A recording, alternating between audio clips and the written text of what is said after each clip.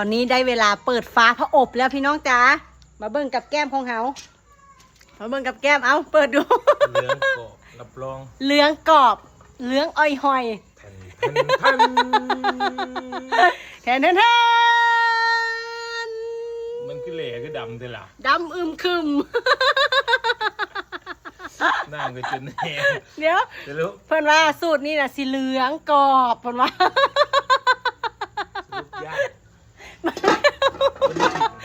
มันแล้วทางดำดำคือมุ่มอยู่เหลืองก็บ่เหลืองกรอบก็บ่กรอบก็เป็นไส้นึ่งค่ะพี่น้องค่ะเป็นไส้นึ่งเป็นจังซี่วะคือว่าเป็นโอ้ยกระเบิ่งดีกว่ากระน้ำอยู่ใน3เนาะ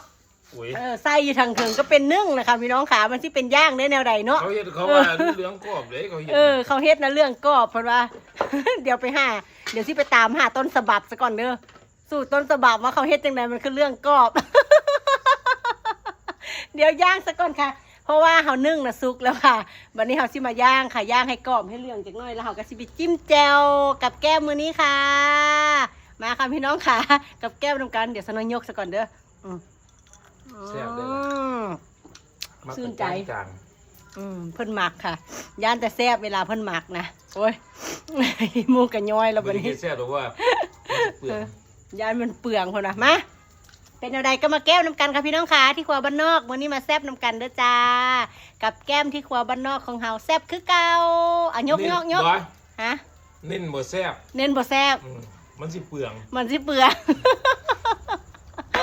อุ้ยโอ้มันแต่น้ำมันแตกแล้วอ่ะยกอ่ะมาแก้มน้ำกันเด้อค่ะ